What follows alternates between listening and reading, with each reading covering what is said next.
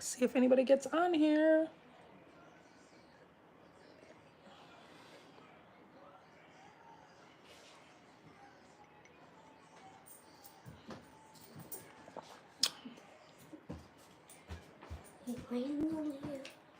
What?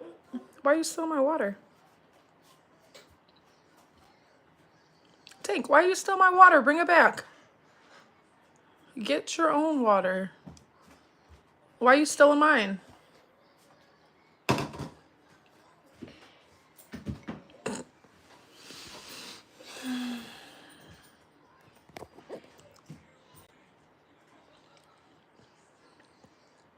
Happy Mother's Day, everybody.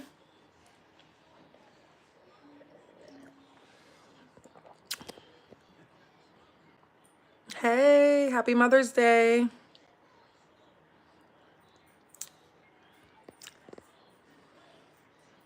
Figured I would get on. I'm not doing anything, you guys. I am just chilling. I spent 4 hours putting a bike together earlier, and then me and the kids have just been hanging out, lounging out at home, doing nothing.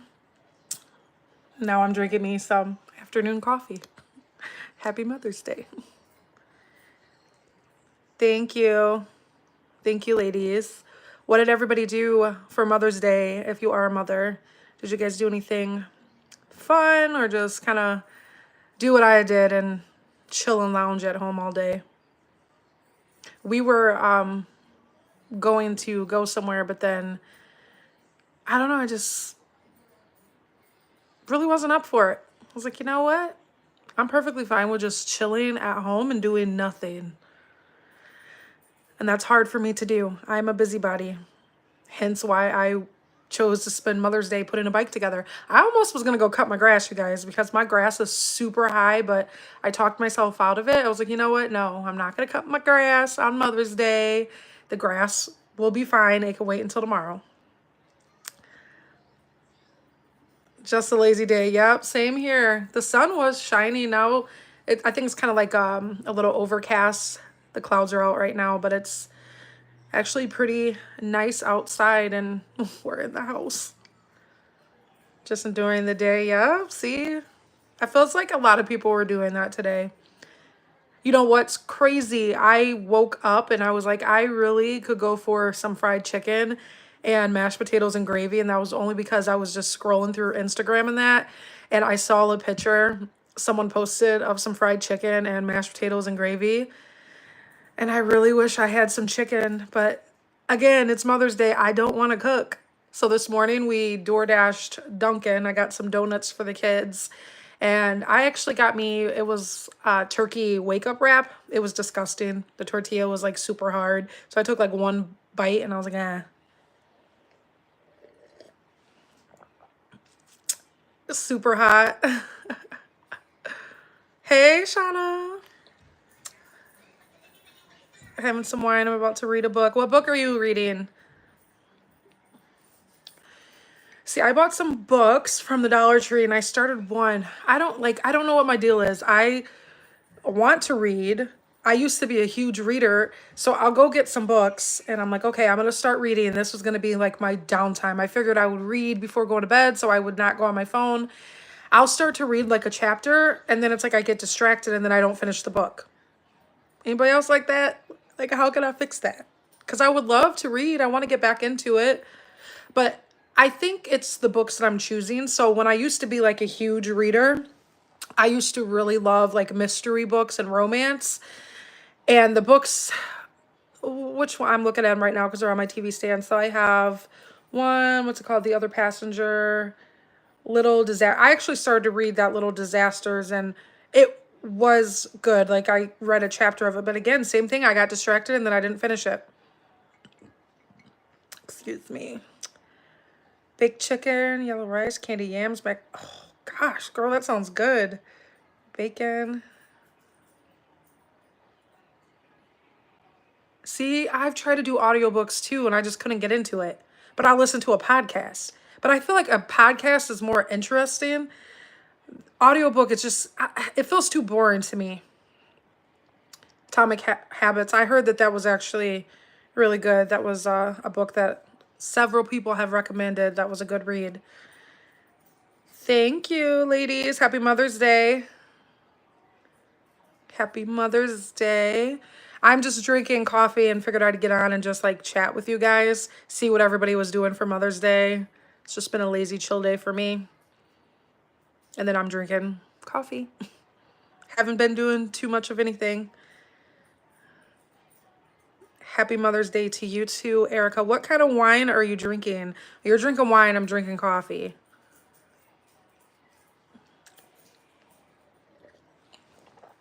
I actually, I haven't drunk alcohol since my birthday. And I actually, honestly, I want to quit alcohol altogether. So before my birthday, I drank in February when I went to Nashville. There was like no way around that. But before that, I hadn't drunk for, I want to say, since October. So October up until February. So I'm like slowly just getting rid of it. I haven't even bought like a bottle of wine for at home for a long time because the last time I bought a bottle of wine, I drank like a glass and then it sat in my fridge for like 5 months. And then I ended up pouring it out. A White Claw. I don't like White Claws. I tried. I couldn't get into them. I think it's just like the carbonation. They're too carbonated for me. The only things that I will drink is a Monaco. I can tolerate a Monaco. I don't like White Claws. Trulies are, and there's another one, Carbless. Those are actually okay. They're okay. But I would ultimately just like to just not drink no more. I would be fine, honestly, if I never drunk anything again. Hey, Samantha. You were so sick the next one. See? Oh, a chocolate martini. So I had, it was, what was it? A peach. It was like some type of peach martini. And see, I normally never been a fan of martinis, but me and my cousin, we were at this, it was like a karaoke night at this place. They hold weddings and stuff like that too, but they kind of have like a nightclub, and on Fridays they did karaoke. So we had, I'm pretty sure, I think it was a peach martini. It made her, it was good, but the next morning she was so sick off of it. It's like, I don't know what it is about martinis, but yeah, she was extremely sick, and we had, I think, only 2 of them. Chocolate martini. I've never had the mudslide. I was just going to ask you, like, is it similar to that? Because that's honestly what I envisioned in my head when you said chocolate martini. I thought of that mudslide. You know what? I have had a mudslide before. I tasted one, but I never, like, drunk one for myself. I just tasted one. I was like, oh, that's good. It was like a sample.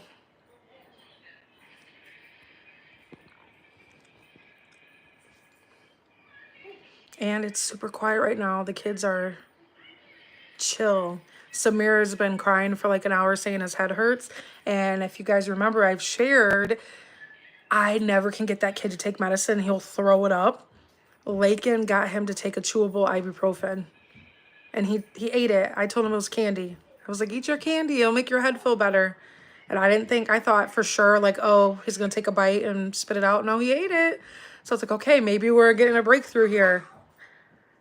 Because whenever he's sick or doesn't feel good, it's scary, because if he gets a fever especially, I never could get him to take medicine. Ugh. Yeah, that's probably why, Jen. That's probably exactly what did it. Gin and juice. Sipping on gin and juice. Lay back. Happy Mother's Day, Mona.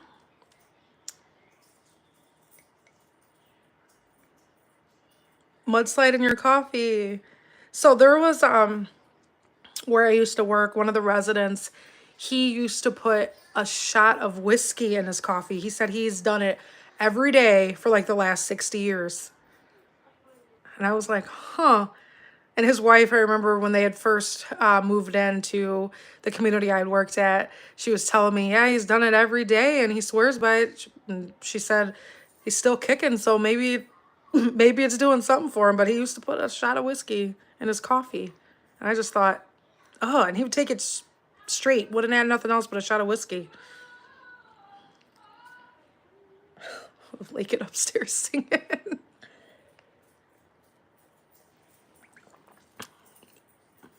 I think they're like kind of calm and chill right now because they were running around and had a ton of energy, and I think now it's kind of like that. They're a little tired, so they're relaxing. I don't know honestly what we're gonna even eat for dinner because I don't want to cook anything. So I don't know what we're gonna do for dinner. It's 4:30. I'm pretty sure like in the next hour they're gonna be saying they're hungry. So I need to figure out what we are gonna eat. Just my granddaughter this weekend. Aw. Pink eye is no fun. See, sometimes just, that's kind of how I was viewing it too. Some people were like, oh, what are you doing for Mother's Day? And I said, nothing. It's another day. I don't know. Like I've felt like that like the last couple years where I just kind of hate how we hyper focus on one day. It is just another day, and there shouldn't be just one day where we just celebrate being a mom, because that one day we're probably still doing the same mother things that we do any other day, Some of us are fortunate to get a break or get a spa day. I mean, in the perfect world, I would have loved to gotten a spa day and a break for my kids today, but their dad worked today, so that wasn't going to happen. And he works 12-hour shifts. So by the time he gets off work and gets back in town, because he works like an hour away from where we live, it would be like 8:30 at night. So I wouldn't be going anywhere, but it's cool. I'm fine with just chilling at home. Pizza and love, and that's probably what I'm going to do. So proud of you, Hutch. Oh, thank you. You know what? That's probably what I'm going to do. I actually will probably do a homemade pizza because I think we might have one Jack's pizza left in the freezer. So I think I have, I was going to say a pie crust. I have a pizza crust, so I might make the Jack's and then do the Jax's cheese, and then I'll just roll out the pizza dough and do a pepperoni pizza for me and Lakin. I don't think I have bacon. I was going to say I would do a bacon cheeseburger, but I don't think I have any bacon, so I won't be able to. He likes the homemade bacon cheeseburger pizzas, which Jack used to have them, but I don't think they make them anymore. I don't see them at any stores. Pizza does sound good. I think that's honestly what I'm going to do, because I don't feel like cooking anything, to be honest.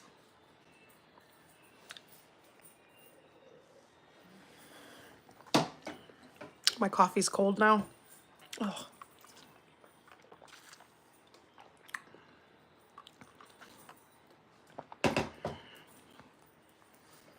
So I was on TikTok yesterday, and I came across this girl that I started following, and she talks about different topics, pretty much a lot of comparison of like mothers to fathers. And she was speaking about Mother's Day and how come fathers on Father's Day can have like a day out fishing or golfing and they're not looked down upon, but women, if we ask for a spa day or to not spend time with our kids on Mother's Day and actually get a break, we are looked at as if we're a bad mother. And I was thinking, I was like, that's so true. I feel like the standards against men and women are so different. We are expected to do way more than men.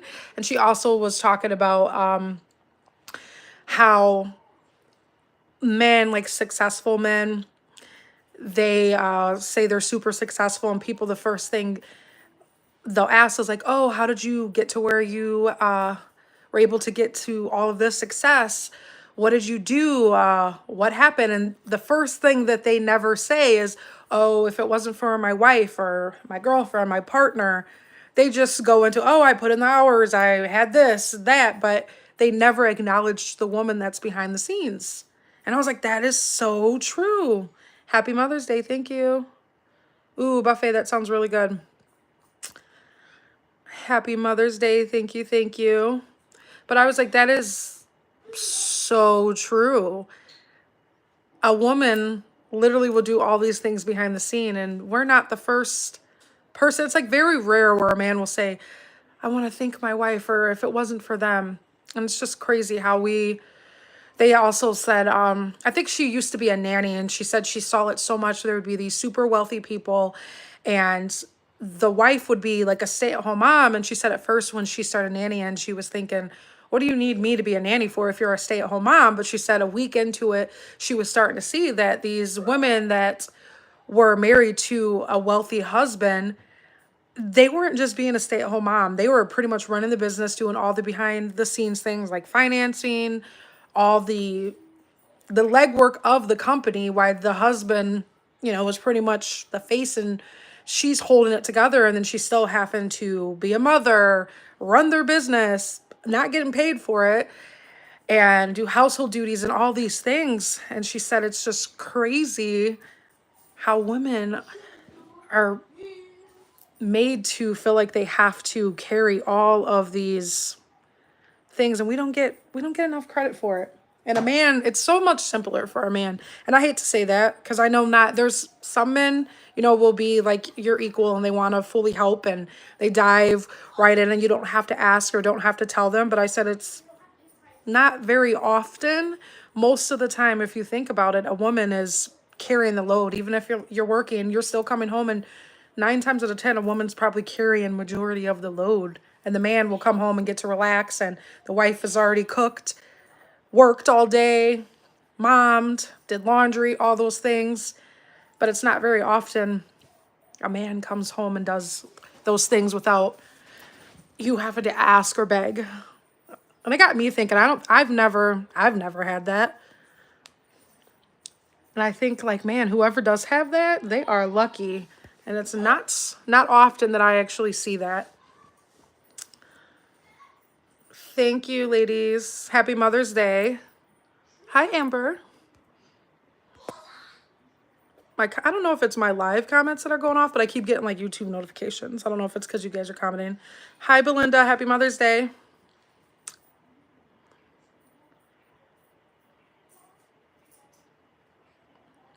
See whose comments I missed. Pizza Hut and Fry Box. Yeah, say that. It's so true. It's so true. It's like men, they don't have to do as much as we do. That's crazy. And I almost feel like, and I was thinking this too, I said, and the few times where I've come across men that kind of want to help, I don't know how to receive the help because I'm used to just doing it or figuring it out and being the one that has to carry that burden. Not saying my kids are a burden or all of that, but you guys get what I'm saying. Do you want to say hi? Hola. So when I've came across guys that want to naturally help do those things, I don't know how to accept it. And I don't know if it's just me, but I feel like they're weak. And then I'm thinking like, they're not weak. Like, you're just not used to that. Because that's not normal to me. I've never really been around men that were willing to do all those things and willing to jump in, help with the kids, ask you, what do you need from me? I've never had that. Very, very rare have I ever had anybody say like, what can I do for you? How can I make this load lighter for you? So when I've beaten men that kind of have those tendencies, I'm like, run, girl. Like, I don't know what to do. Oh, yeah. When Father's Day comes around, it is a different story. It's a totally different story when Father's Day. Why don't I go live on Facebook? I don't I don't know if I've ever went live on that Facebook.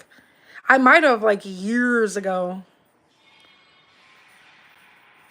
I should. So I've been like thinking, you guys know I've talked about a podcast, so I've been doing a lot of behind the scenes research, trying to figure out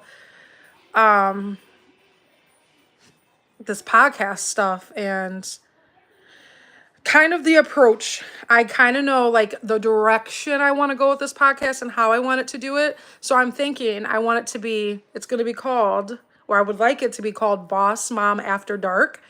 So I want it to be where it could just be talking about different topics, different things. You know, it could just be a good healing place for other women to talk about things or get advice.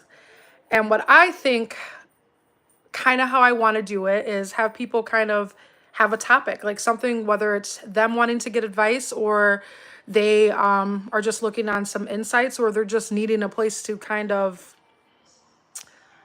vent about current things. That's kind of like how I want to do it.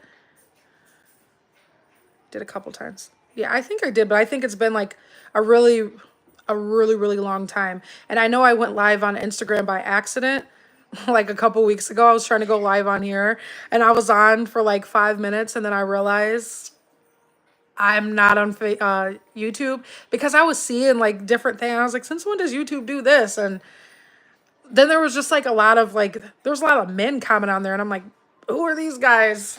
And then I realized, I was like, I am totally on Instagram Live. Yeah, so that's kind of like the direction. That's how I want to do it. And that's like kind of been what's been speaking to me from from the moment I've thought like, oh, I want to do a podcast. Like a podcast is something I would like to do. That's kind of like the flow. I keep getting pulled back to that type of podcast. So I've been doing some research last night. I stayed up pretty late and I was actually looking at a lot of different things. And I think real soon, I'm just trying to figure out kind of, I know like I don't have the space to do like a video podcast. So it's going to be just like talking. But what I think I want to do, I know what I want to do. I know how I want to do it.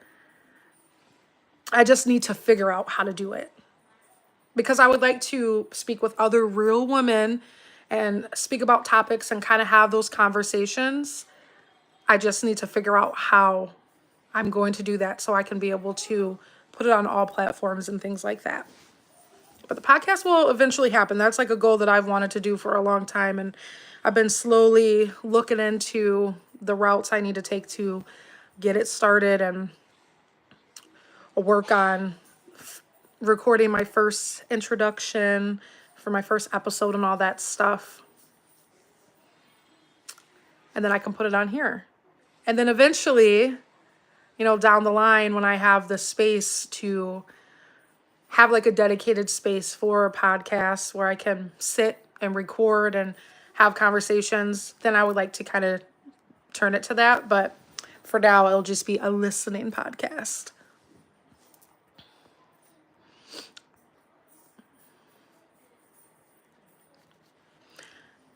So real soon, I will either put on like my community tab, or I'll bring it up in a video or something. I'll like have you guys send me like some topics, or if you would like to talk about a topic or an issue or something that you're going through, then you guys can let me know and we can talk about it. But yeah, I really want it to be Boss Mom After Dark, where it could just be a place where you can feel comfortable and be vulnerable and speak your truth and talk about issues you're having, bounce ideas, because I know a lot of people don't have that. They don't have someone to talk to, and you're going through these things and you bottle it up and you feel like you're kind of alone in things, or you don't know what you should do with certain situations that you're in. So sometimes we do need that outlet to be able to be ourselves and speak about it and have someone to listen and hear you. That's where I want to go with it, because it stems back like years ago before I had kids. I really wanted to be a social worker. That was something that I had wanted to do since I was like a teenager. And that was just based off of my background and my childhood and the rough years and times that I had. I had always wished that someone would have listened or heard me, or I would have had someone to guide me and put me in the right direction, so I wouldn't have had to go through some of the things that I went through if I would have had that outlet and I had that source of someone to speak to about those things. So that's where I would like to go with the podcast. That's kind of, and I'm not a social worker. I'm probably never going to be a social worker. I just want it to be real women, real issues, talk about your traumas, healing. Because I know I'm on a healing journey. I've been trying to heal for years, and I feel like that's something that's going to take time. I'm nowhere near healed half of the things that I've been through, but I would like to be able to help people heal too. And, people could probably help me. There's things that I want to speak about that I know could help people and share things that I've been through that I don't talk about and I've held in. That's my goal that I would like to do with it. Moms can come together and help each other out. Yeah, exactly. I feel like there's so much judging and it's hard for people to just be themselves and to kind of feel heard and not feel isolated. And I like to look at it as many things as I've went through. I always say there's someone else that's probably had it worse or is going through worse. And I try not to compare or think that what I've been through defines me. I mean, it defines me in a way, in some ways, like it's made me the woman that I am. And I can appreciate some of the things I've went through. But there's also a lot of things that I could have avoided if I would have been guided or if I would have had someone to talk about those things with. Probably should have went to therapy. I've never been to therapy. That's probably something I probably definitely needed, but I feel like we all heal in different ways. And I was just having this conversation with someone about that. Like we all heal differently. We all go through things differently. And what works for one person doesn't mean it's going to work for someone else. And I feel like that's kind of how I've dealt with things too. I have my way of doing it, but there's some times where I wish that I did have someone to talk about some of those issues. Hi, Kimberly. Thank you. How's the weather over there? It is, I'm trying to see. Hold on. Look at my watch. See what the temperature is here. It is 80. Yeah, it's warm here today. It's 80 degrees. Hi, Therese. Welcome. When did you find me? How long ago? I know like I've been doing a lot of the shorts and they've definitely been helping kind of broaden my audience. So it's been nice to see like all the new people and everybody commenting and all that. Oh, you're in the garden? Nice. See, I still need to do my backyard. I haven't. My goal was to get out, get all of those leaves cleaned up. I was actually going to do it, excuse me, this weekend. But yesterday we spent all day doing all day. We went to my friends. We went shopping because we were going to go somewhere for Mother's Day. So I went and got the boys' dress shirts and me an outfit to wear, but we ended up not going. And then we went over to my friend Gina's. We spent most of the all afternoon over there. And then today's Mother's Day. And I was like, I'm not gardening. I'm not going to be out trying to pull weeds and cut grass because it's Mother's Day. But I would like to do all those things before I have surgery. So I have surgery on the 24th. So next weekend, I said I have to, or even if it's during the week, it don't even have to be next weekend. I should just get it done while it's nice, get it over with. So once I have my surgery and after that first week, once I'm feeling better, I can enjoy my backyard and I have to worry about doing all of those things. And then it'll be June by that time and it's going to probably definitely be hotter. Oh, and I did my cast stuffing. Nice. Yeah, I need to do another cash stuffing. Oh, that is nice. Lucky, lucky lady. I used to say, like, I'm going to pay somebody to cut my grass. But then I'm so like, oh, I can do it myself. I'm not going to do that. Because what if there comes a time I can't pay him and then I'm going to have to cut my grass anyways. And I enjoy cutting the grass. You know what's crazy? I really do enjoy cutting the grass. I think the hardest part is doing, like, wanting to get up and do it. But once I do it, like, I enjoy it. I like doing yard work. Just not when it's like extremely hot. Thank you, Morgan. Hard work, total work. It definitely is a total workout. I will sit there and I'll turn my watch on. And after I'm done cutting the grass and just doing yard work, I'll look and see that I've burned like 300 calories just by doing that. I was like, that is crazy. It's definitely a workout. So on the back of my backyard, like along the fencing, there's a bunch of weed trees that need to come down. And a month ago, I was out there and I was like, oh, I should borrow the tree cutters from their dad, because last year I cut a bunch down and then I didn't. And then I'm not kidding, it felt like 2 days later, all of them like grew and sprouted. And I said, there's no way I can do it. I'm gonna need someone to get like an electric saw to like cut those down. You're allergic to grass? Oh, yeah, I wouldn't be cutting grass either then. Thank you, Aisha. Thank you.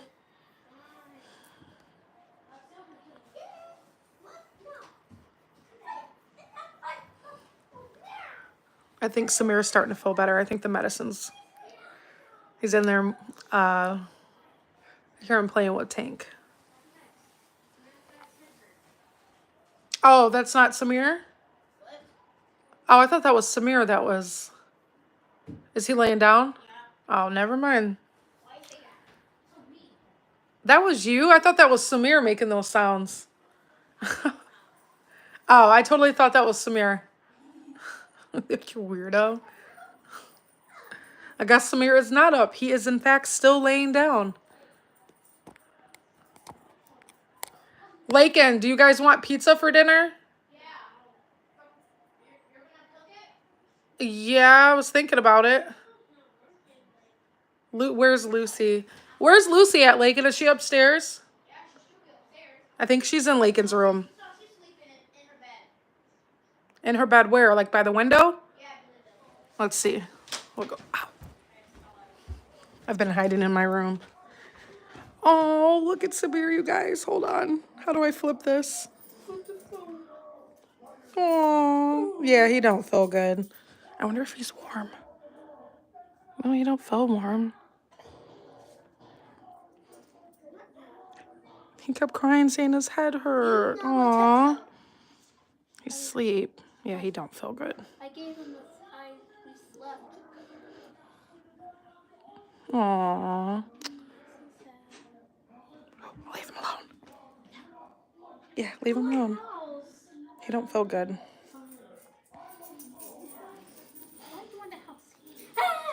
Shh, Tank.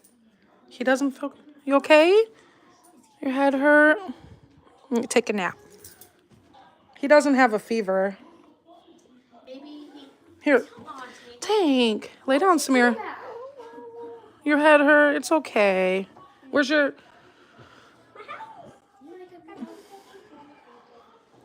Where's his, You want me to put the washcloth on your head? Want me to put this on your head?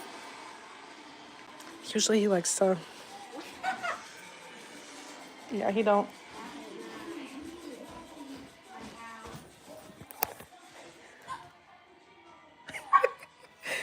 Look at her. Hi. Everybody taking naps over here. She loves this thing. She's like, girl, leave me alone. I'm sleeping.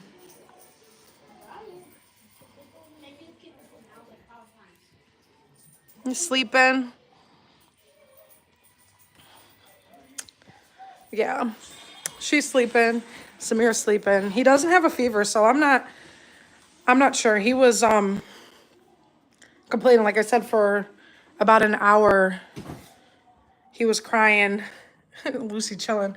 He was crying and saying that his head hurt really bad. So I'm not sure what's going on with him. I think his front tooth is loose. And when he was about 2, which I think it'd be on his left. When he was about 2, he tripped and he fell, and his baby tooth actually went up in, and we had to take him to the dentist because it like went back up in his gums.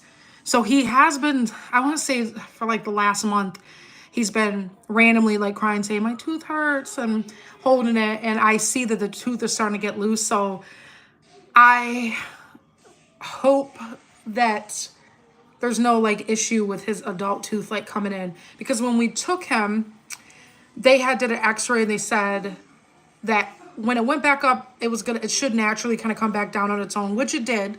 Because the biggest worry at first, before they did the x-ray, they weren't sure if it went too far up that they were going to have to like just pull the tooth out and get it out, because they said it would restrict and cause issues once he would get to that point where it's time for his adult tooth to grow in. So I don't know, like he's been saying it hurts, so it makes me wonder. But he just went to the dentist, May? They went to the dentist in March, I think like the end of March. They had a dentist appointment and he didn't have any issues. It was all good. So I'm not sure. But then I feel like with kids, it's hard to know sometimes. And then especially with Samir, you know, he's not very verbal. So I feel like he's more sensitive to things too. So if something like hurts, he's kind of dramatic with it, because I don't think he understands sometimes. And then he's going through this phase of where he thinks he's a baby or wants to be treated like a baby. So I think he realizes if he does certain things, he kind of gets a reaction where we kind of baby him, or we're like, oh. So I try not to do that. I'm trying not to do that all the time. But again, it's hard to know if something is really wrong with his tooth, or if he's just saying his tooth hurts because it's wiggling. So he thinks it hurts, but it really doesn't, if that makes sense. Hey.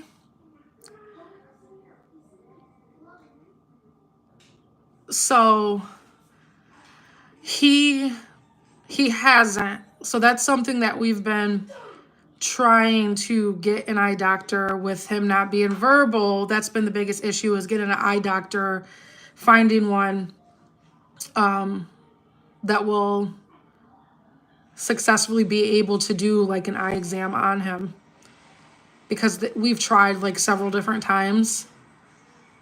And the thing was before where he didn't like vocalize letters, now he does. So we're hoping that since he like will say A, B, like he knows the letters, now we know that he knows them, that he is maybe at that point where we can take him again. Because the last time we tried, he wasn't doing it. And then it's like there's only so much that they could do.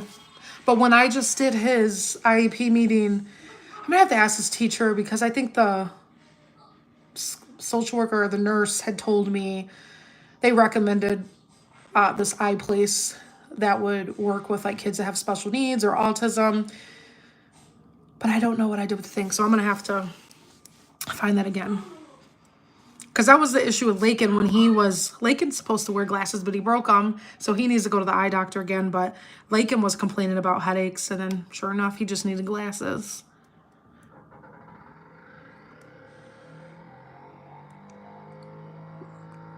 See, my cousin, she used to get headaches super bad too. She used to get really bad migraines. And I remember they took her to a neurologist and they're like, oh, like nothing's wrong. And I think the whole time she needed glasses. That's my freezer doing that noise. I feel like whenever it defrosts, it does that weird noise. Hold on.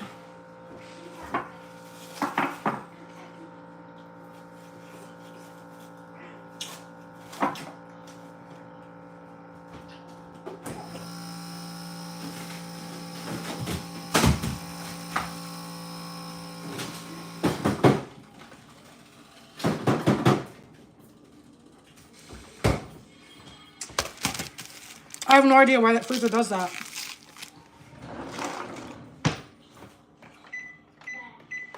I'm just gonna put this freaking pizza in the oven now.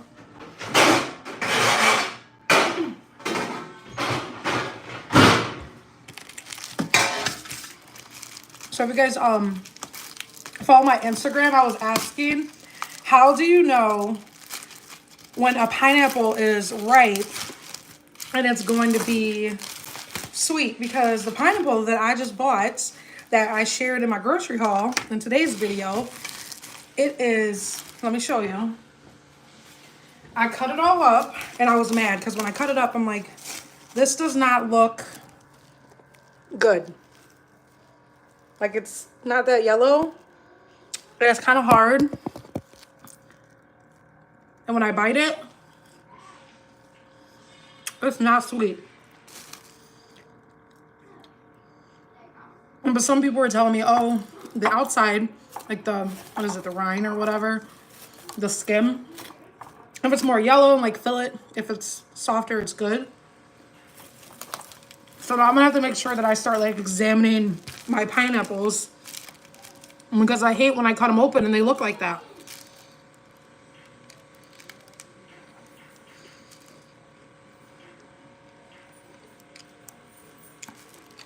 See, that's what I worry about Samir, is if he does need glasses, will he wear them? Because he has like such a sensory thing with stuff on his head, like trying to brush his hair, putting something in his hair. He does really, really bad. He has this huge, he doesn't like anything on his face or head. So I'm like, okay, if once we finally can get him to the eye doctor and get an eye exam to actually happen, and if he does need glasses, is he gonna wear them? A 40-day challenge. What was the challenge? Interested to know. Look dark yellow and brownish, then it's ripe. If you buy it green, let it sit like bananas. Okay, so I probably should have let it sit for a couple more days before I cut it. But I was making me a plate of vegetables and dip, and I was like, oh, I'm gonna cut up my pineapple. So it might have been ready if I would have let it sit for a couple more days and not cut it open. Lakin, do you want me to put more cheese on top of the pizza? Because there's not much on here.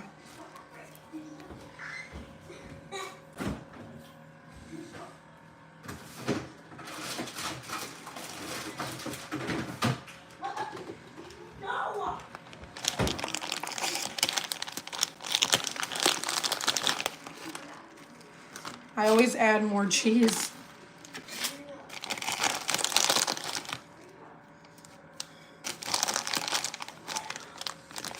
His head was sensitive. He screamed trying to...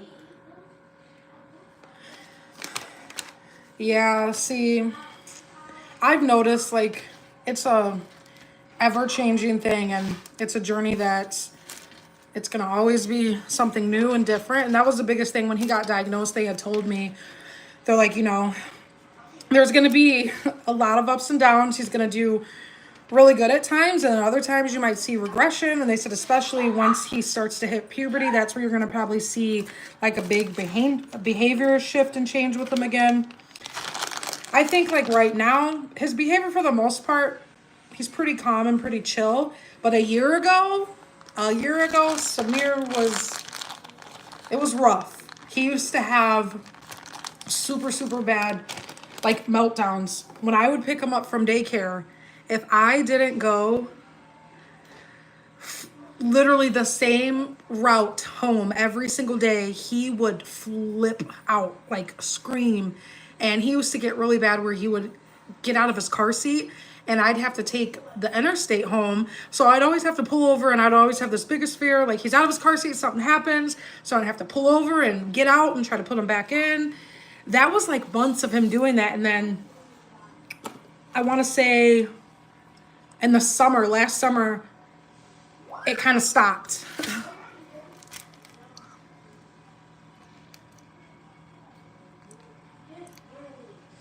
Hi, Jerry. Hope you're having a great day. Yeah, he's definitely, there's been a huge difference. This year, I will say that was something his primary doctor told me, like when we were going through waiting for him to get evaluated, she had said, you know, once he gets to school and starts getting like all the right services, and once you get him diagnosed, it's going to be a big change. At first, you know, it's a guessing game. It's just we were doing whatever. We didn't really know what to do. Same thing at like daycare. They learned to deal with Samir, and they kind of learned his ways. And when he was in preschool, he used to use a communication binder, so the school had like helped the daycare, got him a binder. They got to the point they didn't even use it with him because they figured him out. They learned him. They kind of knew what set him off, what didn't, how to let him be if he was having a meltdown. But he also wasn't really being, you know, helped in the right way either. But once he got into kindergarten, and especially we just got him diagnosed in November, and he was on the waiting list for like 2 years. So he was 5 when he got diagnosed finally. Shopping every week is about 100. Big time, a lot. Yeah, groceries are so expensive here. So expensive. Hi, Kim. Yeah, live. I decided to get on. I was like, I'm gonna get on live.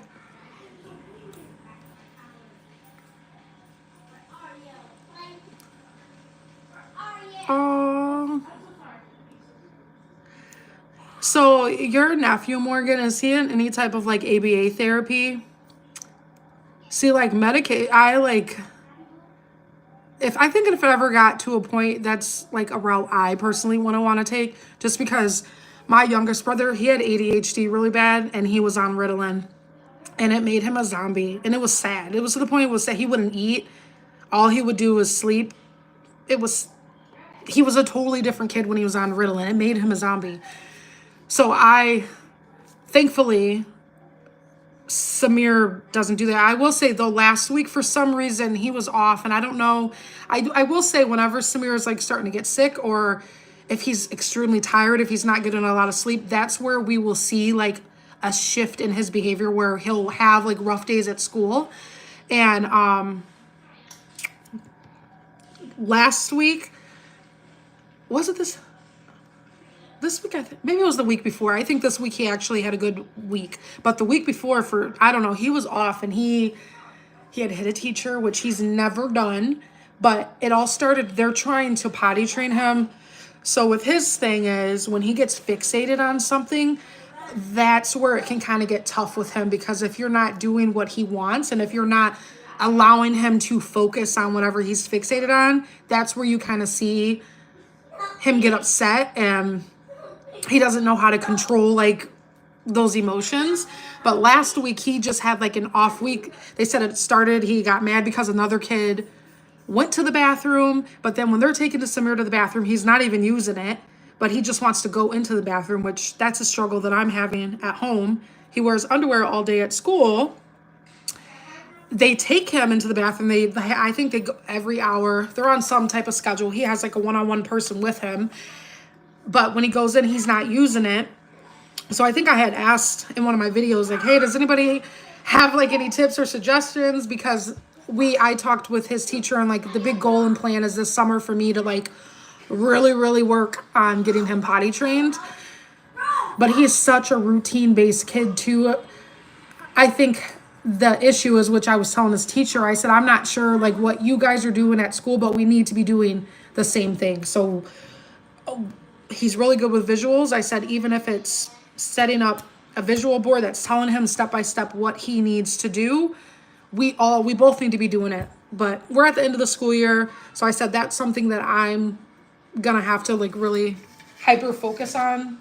I think, oh my god, I thought my oven was on bake, you guys. I put it on broil. I'm looking like, why is this saying, oh, the oven's like almost 500 degrees. But this summer,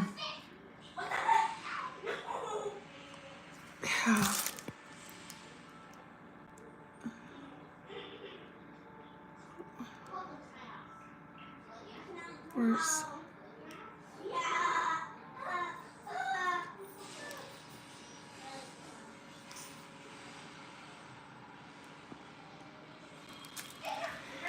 ADHD? You know, I felt like back in the 80s and 90s, ADHD was so pushed. Because I think 2 of my younger brothers were diagnosed with ADHD.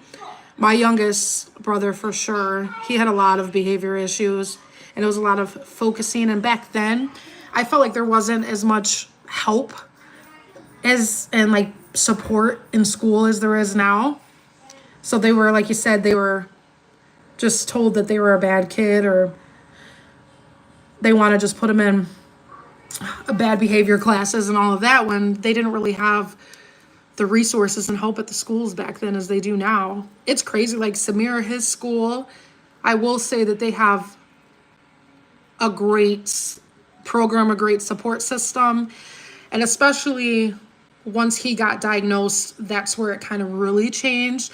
Because before they were just trying to figure him out while we were waiting for the actual diagnosis. But now we just did his IP meeting a couple weeks ago. He already was getting speech. I think he was getting speech 90 minutes a week. We've added OT, and then he also got social work added into it, which that's going to really start in the fall. But she kind of came in just to introduce, because again, he's very routine based, and they actually started using a communication device, like a tablet, and they said he loves it, grasped onto it. And the first day she was telling me that when she went in, I think it was OT, she went in to introduce herself and kind of meet him and kind of just observe him.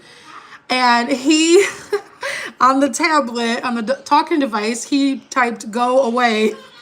And she said, I couldn't help but laugh because I was excited that he's communicating. She said, I'm not going away, but she said it was just nice to see that he's communicating and he was confident to communicate. She's like, but I'm not going anywhere, buddy. I'm staying here. Aww. I don't understand. I had a name for it back then. Yeah, see, there's a school here that's a special needs school, and that I remember once the school year started for Samir, before, when we were still kind of waiting for him to get diagnosed, I was like worried, like, what if the school doesn't work for him and he's gonna have to go into the special needs school? But I think he's gonna be okay. And his teacher, she's great. She really is. She communicates really good. If he's having an off day, she's like, something's off with him. He didn't have a good day. And then we have a chart that he comes home with every day where it kind of talks about if he's had good, if there was meltdowns. We talk about what's changed, what's made him kind of shift the behaviors. And she's learned, don't push him. I said, the whole potty training thing, we've been trying to potty train Samir for like 2 years. It started at daycare, and they almost had him potty trained, but then suddenly, out of the blue, the kid got terrified of the bathroom. I'm not kidding. When I would go and pick him up every day after work, his room that he was in, the front part of it was like the toddler room, and the preschool was, you had to walk through the toddler room to get to the preschool room. When he would come out, the bathrooms were right there. He would stop, stare at the bathrooms, like have this like horrified look on his face. And he would just stand there and freeze. And I remember his daycare teacher was like, we don't know what happened. One day, he was going in and we were like getting the flow of it. And then suddenly it's like he just shut down. But I think it all just kind of plays into the autism. He'll do really good and then he'll regress on something. And that's just something that we have to accept and kind of learn how to work with it.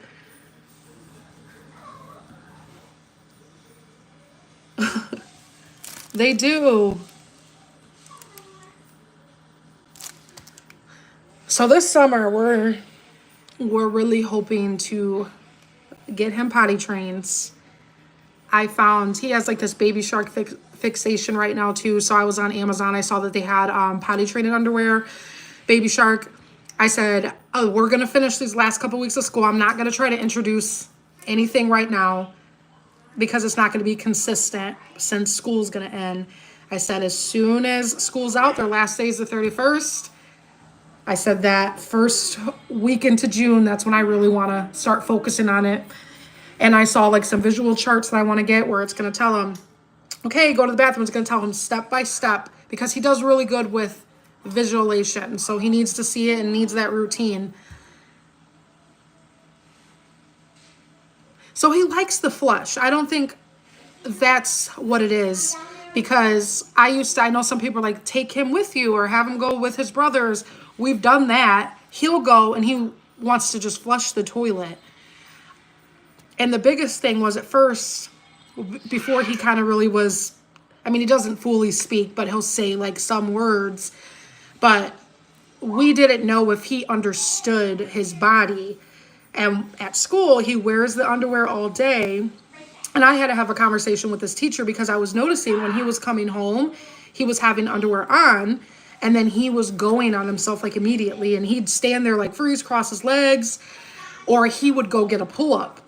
And so I asked her, I was like, hey, how long is he in the underwear? Because I wasn't sure if he was just putting them on right before he was getting on the bus. And they're like, no, he wears them all day long. They said it got to the point where as soon as he was coming in, because I send him in like a pull up, I just don't want him to have an accident on the bus because they're like the first kids picked up in the morning. So she said that as soon as he comes in, 9 o'clock, he got to the point he was asking to go into the underwear, but he won't go on the toilet. So he holds it all day. And by the time he would get home, he's back in his comfort, then he would release. So we're like, okay, he definitely understands his body. I'm like, but the poor kid is holding it all day long. That's not good. I was like, he has to be so uncomfortable holding it all day. Hi. I was like, it's a mystery. Just when I think I have him figured out, I realize I don't. It's a forever learning journey. It's going to be with him. I know. I always feel so bad. So we're just really, really hoping I can get him potty trained. That's like his teacher. We were talking about like his goals and things he's doing. And she was like, potty training. Let's really like get him potty trained this summer. And I told her, I was like, well, he does have autism. There's some kids that if it doesn't happen, the thing with him, when you push him too hard, he regresses and he flips out. I said, there's some moments where we have to take a step back from it. And I'm sorry, I'm not gonna get him to that point where he's hysterically having bad meltdowns. Because when he doesn't, like I said, he doesn't have those meltdowns anymore. Back kind of when he was not diagnosed and he couldn't really communicate and we didn't know what he was needing to express, he would get so upset, he would strip his clothes off, and he would get to the point where he would cry so much he would throw up. And I said, when we push him too hard, that's kind of what it escalates to. So, yeah. And see, that's what I think it is too. I think it's just the fear. I feel like the pooping part's like a big thing for all kids though. Because Tank and Lakeland were the same way. That was like the last hardest part of it, was them being terrified to poop in the toilet. The good thing is I know Samir understands it. He knows what it is. We know he understands his body. It's like we just got to break through whatever that fear is that he has with the toilet. Because we'll be out somewhere in public and he'll see the bathroom and he'll say, bathroom, and he'll like hold it. I was like, okay, you want to go to the bathroom? So we'll go. And I'm thinking, yay, okay, maybe he's going to go. We get in there. He's like, no. He points at me like, you go to the bathroom. And I'm like, no, you go to the bathroom. He's like, mm-mm. Right. I've been changing diapers literally for 10 years, girl. 10 years. Lakin is 10. As soon as Lakin was 3 by the time he was fully potty trained, and then I had Tank. So there was like no break really, because then I was pregnant with Tank. I had him. And then Samir came right a year later. Boom. Here came Samir. So I've literally been changing diapers for 10 years. I was like, I'm tired of it. I've probably spent thousands of dollars on diapers and wipes. But I had found out that his insurance, which he goes to the doctor in 2 weeks, we had found out since he's diagnosed, his insurance will help pay for like medical diapers and wipes. So we just have to get a script from his doctor. So that'll help because he's to that point anyways where he can't fit like the pull-ups and that are the size. So he needs to go into like the medical ones that are bigger for him. Push or force your tongue, no matter any. Exactly. Yeah, I don't listen to that. When some people say it's like, again, every child is different. But when you add in autism or any other type of disability, you kind of got to handle it with grace. Because even kids that don't have those issues, every kid is different. What worked for one kid doesn't mean it's going to work the same for the other. I think of Lakin and Tank. It was like day and night with them. What worked for Lakin did not work the same for Tank when I potty trained him. Same type of thing. Then you add in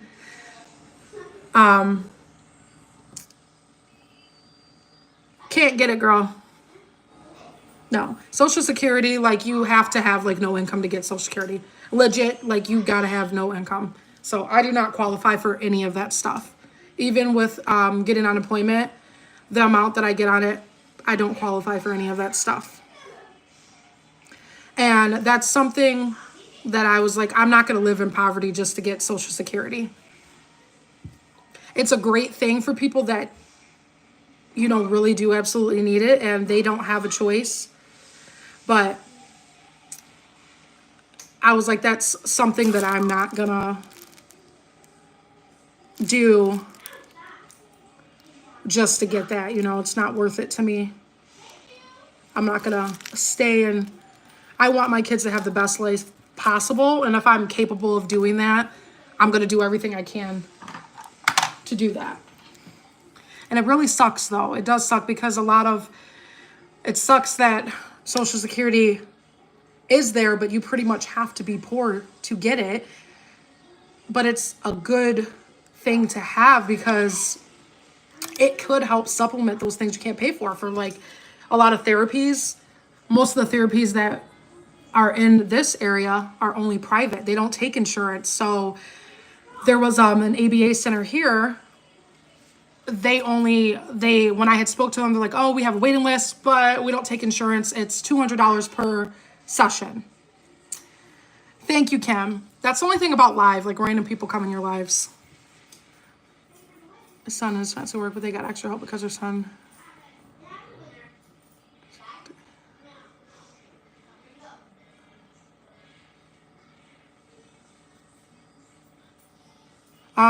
They will, like, they will.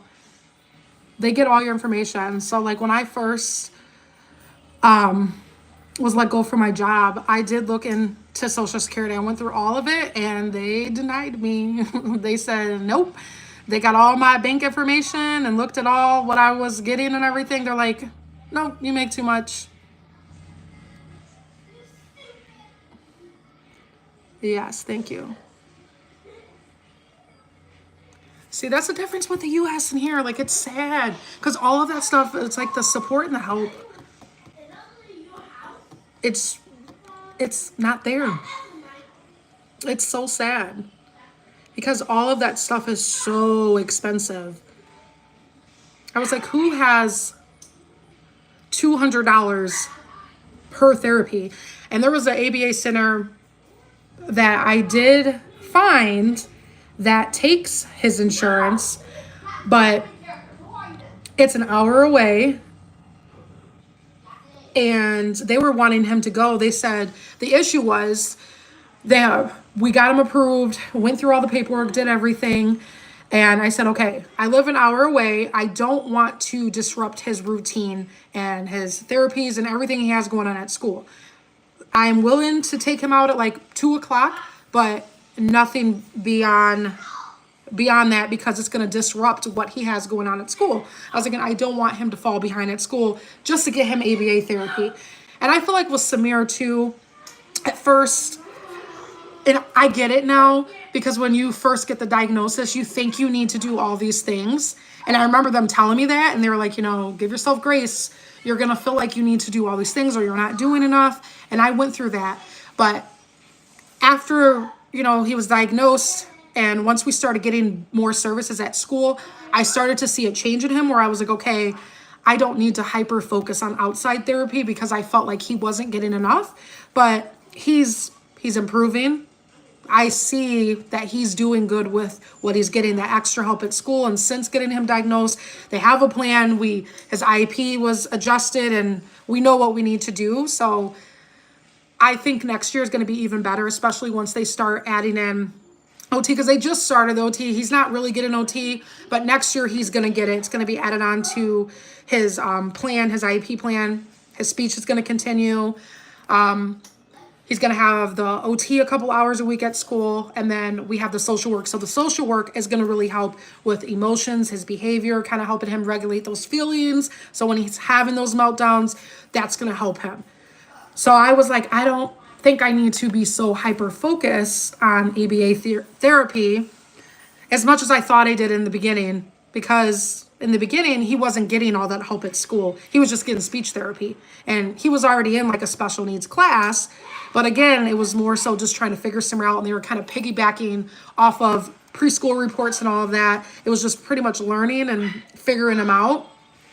But once he was diagnosed, it did change the game. So I'm grateful that I listened to his doctor when she said that, was once he's diagnosed, doors will kind of open up and you'll see a difference in him. And I, for sure, our pizza's done. For sure, he's doing way better. If I look back at like last summer to now, Samir's done like a 360. Hey guys, the pizza's done. I gotta cut it up though. Oh, my glasses are falling.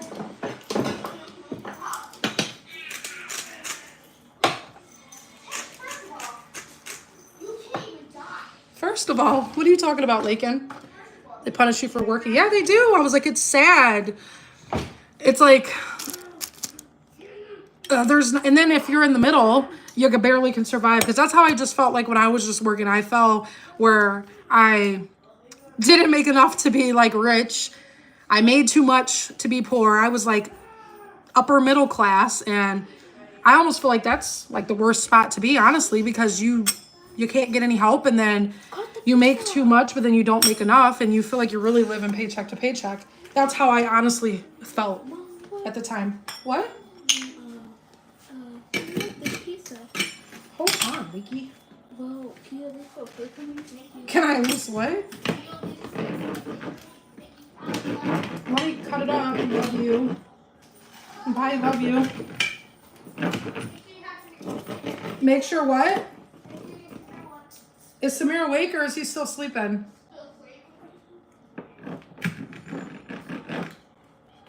Okay.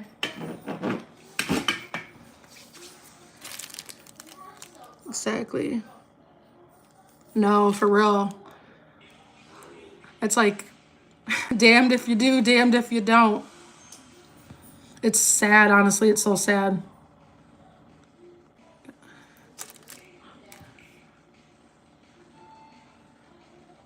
And it's like life right now, it's definitely hard doing it as on like a one income basis. Like you definitely need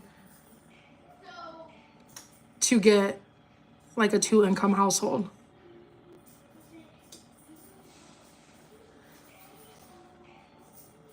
It really does.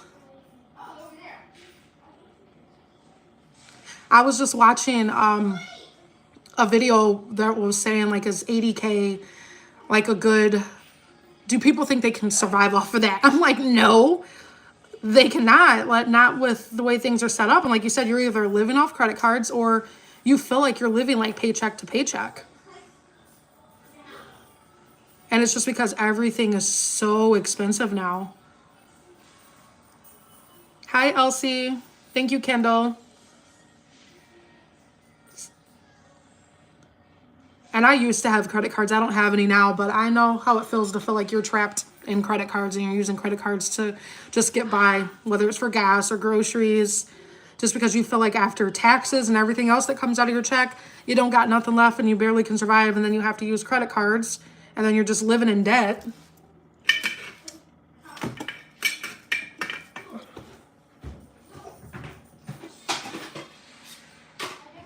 Take, are you gonna eat some pizza? No, yeah. You're eating this, there's nothing else, so. Here, take his. Take your eating. You can play while you're eating. Suddenly Tank does not like pizza. That kid is so freaking picky.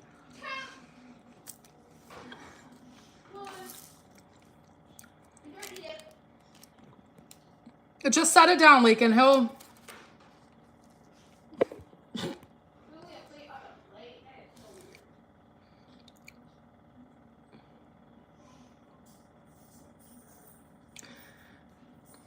So California is an expensive state, I hear, though. I feel like just from what I've seen, that's definitely 80K, 85Ks. That's like a tough, that's not enough in California.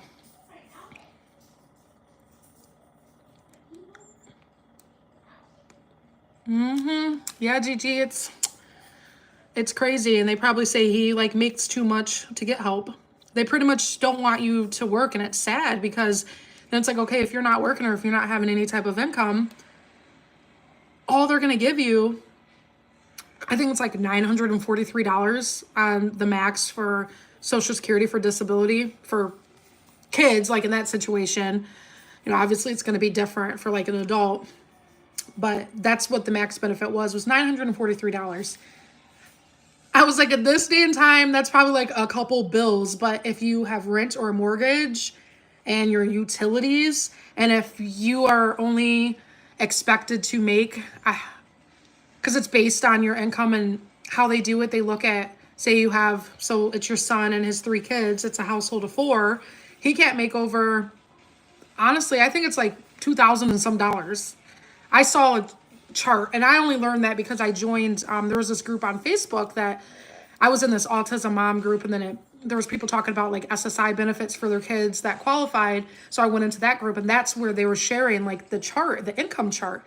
And they looked at child support, but they take it out for the child that is needing the Social Security. So they don't count that, but they like split it down the middle. So if you have multiple kids they're all getting a child support benefit, they will take out the child that you're applying for, but leave the other income. And then you can't have more than, I think it's like $2,000 in assets. So if you have money in your bank, you can't. It's too much. I was like in that group, and I was listening to the people that were constantly being hit with, oh, you overpaid, or you didn't report your income. Every month they were having to send in their income. Some of them only could work part-time. I was like, that's too much. I said, that's not something that I even want to deal with or mess around with.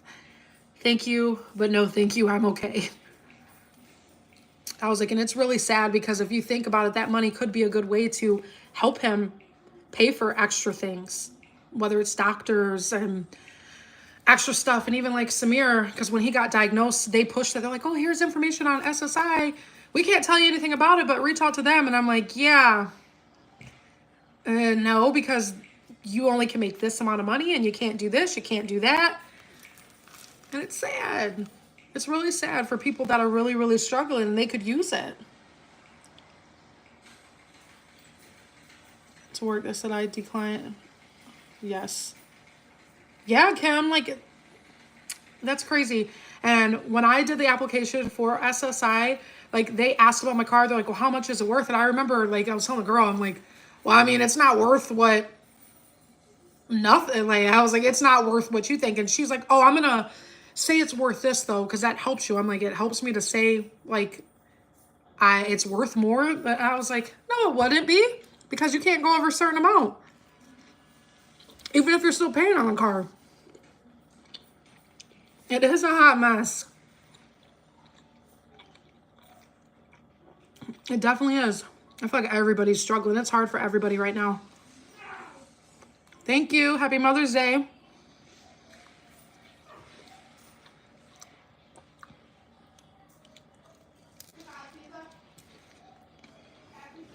So in the UK, do you guys have free healthcare?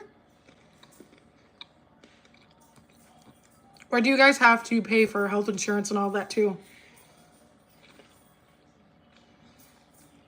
Because I thought I saw something like before somewhere that they didn't. You do? And see, health insurance here is expensive. I know when I was doing like shopping around for when I had lost my insurance through work when I was working, I had to get different insurance, especially when I was about to have that surgery. The world is messed up.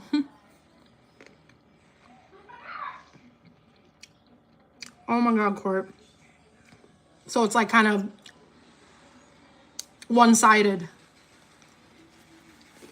Oh, we'll pay for you to just go to the doctor for a checkup, but if something's wrong with you, you're on your own. So it's, when you think about it, if you're like a healthy person, you probably want to go to the doctor once a year. So they're like, oh yeah, we'll pay that $200-300. Okay. But now if something's really wrong, you're on your own.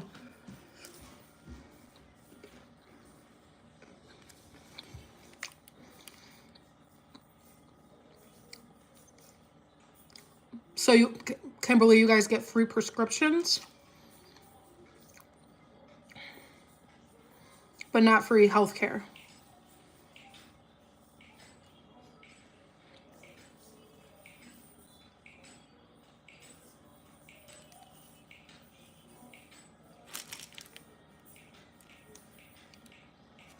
Oh yeah.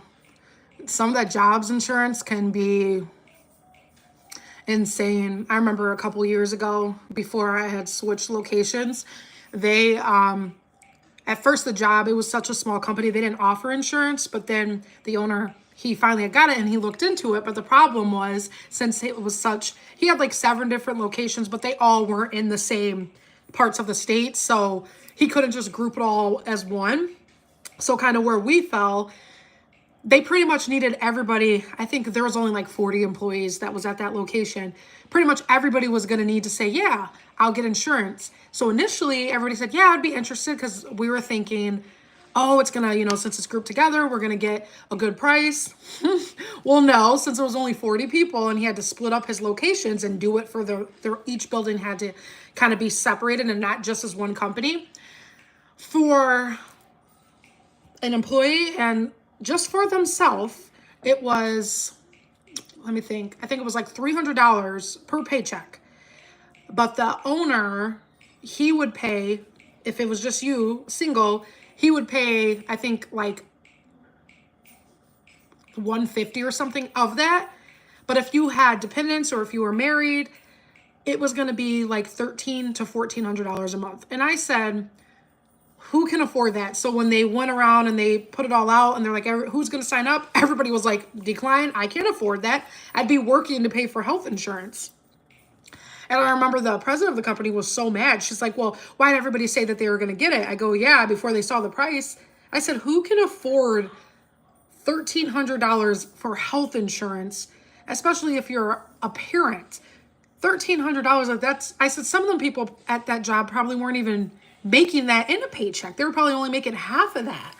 And there we got paid every 2 weeks. So I said, that's insane. So I think like every paycheck, so bi-weekly, it was going to be like $700 to come out of your paycheck. That's insane.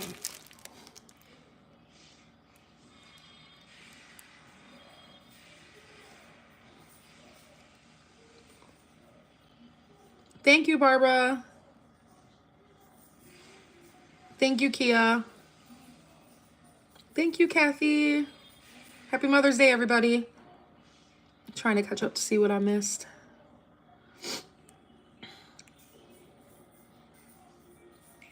Yes, it's crazy. I was like, and I've known other people that I'm friends with, like their job's insurance was through the roof. And I know like Blue Cross, certain companies was like cheap. Like the boy's dad, his insurance, I think his insurance at his job, he pays, it's pretty cheap. I think per like, I'm trying to remember what he told me. And he gets paid weekly. So I think in a month, it might be under $200 because he's in a union too. So he has great insurance and it's cheap. Oh my God, Court. That is insane. Wait. So where I live, all the hospitals were closing. And in the town that I actually live in, the hospital shut down January, I think it was, or it was before January. They closed the hospital, shut it down. There was only 2 hospitals, one like 15-20 minutes away and the other one's 30 minutes away.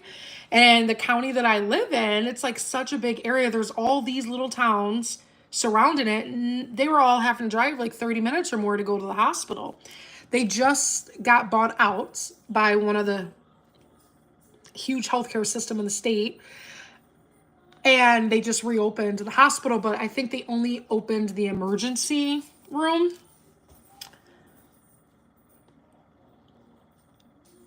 This has the same problem. We switched jobs. It's really high. Yeah, groceries are insane. I was like, it's so sad across the board. You literally open your door and it's like you spent $200 on nothing.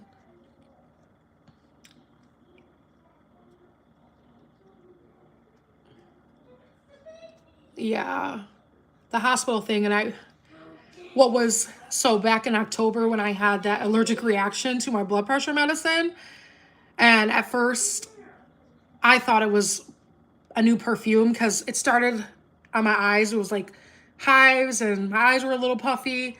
But then as the day went on, my eyes were like swelling shut pretty much. And then my mouth, my lips, and my throat started to close. And I was like, okay, something is wrong. I need to get to the hospital. And I had to drive myself, but I had to pick because at that point, I was scared. I'm like, am I going to go to the hospital that's 15 minutes away? That's not the best hospital. Or am I going to drive 30 minutes to the other hospital that's a little bit better? Like, that's crazy.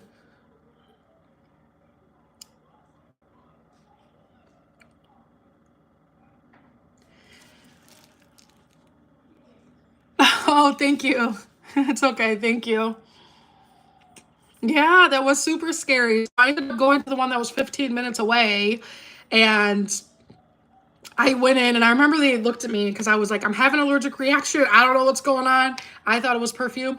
And at that time, that was the last time I had a gallbladder attack. And I was like, and I'm also having a gallbladder attack. And they looked at me like, how do you know you're having a gallbladder attack? I'm like, pull up my chart. I don't got time to explain. I'm in excruciating pain. My throat was closing through. They got me right back in. And when the doctor came in and he was like, what medicine are you taking? And as soon as I told him and came back, he's like, you're not having an allergic reaction to perfume. It's your medication that's doing it. It's like that was one of like a big known rare side effect, but it was like it can happen if you're on it long term. Sure enough, that's what happened to me. It can cause kidney failure, or you can get that allergic reaction where pretty much what was happening, my eyes were so like swollen and I had like hives all around my eyes and they were like, I could barely open my eyes. So I was driving at like 8:30 at night like that. My lips were like huge. My tongue, my throat was starting to close. And it was sad. I was like, we don't have a hospital here. So I had to drive myself like that.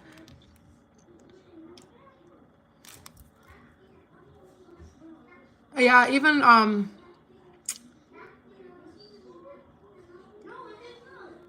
so the ambulance thing, I've like learned this just from when I was working in with insurance before. An ambulance ride can be like thousands of dollars. And I was seeing like some people's insurance still wasn't like paying all of it. And then they were trying to bill people for whatever's left over.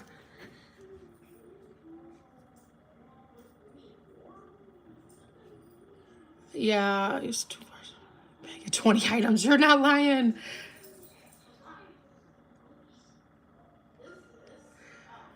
Yes, Kim. I'm like so ready to get this gallbladder thing behind me and in the past. I got literally next, well, it's about to be Monday technically, so the 24th, I'm gonna finally get that freaking surgery and get it out. I thankfully have not had a gallbladder attack since that happened, since I had that allergic reaction. It was like a 2-for-1 that day. I was having a gallbladder attack, and then I had that allergic reaction. And I actually had the gallbladder attack from eating baked chicken because you know how chicken produces like the oils in that? That's what set it off. I was like, that's crazy. I can't even eat baked chicken without getting a gallbladder attack. Thank you, Barbara. I hope everything goes like good because if you guys remember, this would be the second time having surgery because the first time my gallbladder was so inflamed, they couldn't get it out and they said it was too risky to do open. And I really felt like I didn't understand And that's because I was at the hospital that's 15 minutes away. That's not the best. But I didn't understand. A lot of people had said that. Why didn't they just transfer you to the other hospital? Like if it was inflamed and they were like worried about a risk of an infection, why didn't I get transferred? No, they literally admitted me into the hospital. I was in the room like all day. And then that evening I got discharged to go home. And then that was in October. It took a month before I even saw the other surgeon that they referred me to. And then that was in November I saw him. And then in December, he had me do all these like tests. He had me do like a CT scan with contrast. So I was thinking, oh, I was going to have surgery quick. No, I had all that. And still, my surgery's been rescheduled like 3 times. 3 times, you guys. I was supposed to have surgery in April, got rescheduled. Then it was like, let's see, what's today, the 12th? I was supposed to be having surgery this week that's coming. Then it got rescheduled again. I said I told my mom, I was like, if they call me and reschedule the surgery again, I think I'm meant to just have the gallbladder and I'm just not going to eat. No, for real. It's gone. That's what I hear. Oh, thank you, Kate. Well, good night. You're off to bed too, Kimberly. Nice chatting with you guys. Have a good night. Oh, I was so mad. I was. And then I was like, that was painful. That recovery was painful. Because that incision under my belly button, the way that he cut me, like that was horrible. I remember that first day I was home by myself because the kids stayed with my mom, which was good, but then it probably wasn't good to be here by myself. I had nobody. And that next day, that's when it like really hit me. And I remember I called my mom crying, like, I need you to be here. I can't get off the couch. I was in so much pain. Yeah, like that just goes to show you the healthcare system here is horrible. Just to get into a doctor, because even when I first found out, was going through the process of finding out about my gallbladder, it took like a month before I even got into my regular doctor to even bring it up. And then it took like a month after that just to get a freaking x-ray done, because they're so, with them not having a lot of hospitals around, they're so over flooded with people from different areas that it's crazy. Girl, Court, I had 3 C-sections and it felt like worse than that. It was bad. To the point I thought he like messed me up. And I called them. I remember I called them like 2 days later because that next day my cousin dropped my mom and the kids off, and all my sutures like came out. So my cousin from work, she had to get from one of her nurses, brought home sutures, and she like resutured it. And they were like, you look horrible. My mom said I looked like yellow and pale, and I was so miserable. I was in so much pain. They came in and my cousin was like, you call that surgeon tomorrow and you go off and you tell them something's wrong. And I did. Like, I was like, what's going on? Refer me to this other surgeon. And I thought like I was going to get right in. No, here I am. October to now, still got it. Yeah, Court, that pain was, it took like, I think like after a week, I was like fine. And normally, you guys, I don't take like pain meds. So like when I've had C-sections and stuff in the past, whenever I've like had really bad pain for something, even like when I had that bad ear infection and that when my eardrum got messed up when I was in Tennessee, they prescribed me like a pain med. I only took it for like a day or 2. I don't like pain medication, but I was in so much pain. I was taking that. I was making sure I took that because it was horrible.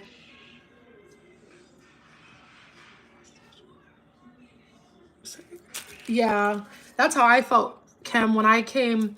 I was in so much pain. I didn't want to eat anything. I was trying to eat just like soup, and it was like 1 or 2. You know how it is. If you're in so much pain, I feel like it makes you feel sick. You don't want to eat when you're in pain. So hopefully this time around, it's not that bad. Because some people like, and I felt like people that, like there was a girl I worked with, she had gallbladder surgery, and I felt like they thought I was lying about like the pain and like the recovery. But my mom, like my cousin, they saw me, they're like, no, I was in bad shape. And my incision, but then once they saw my incision, because you know I had the three, the one that's like right under here, and then there was another one, they were like tiny. That's not what was hurting me. It was, he cut me underneath my belly button, and it was like, this is how wide the incision was. So that pain, no joke, I felt like a C-section recovery was a breeze compared to the pain, because it was right, you know, in the middle where you're sitting. So when I was like, I felt like I couldn't sit, because when I sit, you know, your stomach, your body kind of naturally folds, and it was right in that spot. I lived with using that cold and hot compress that I had. Yeah, see, that's what everybody said.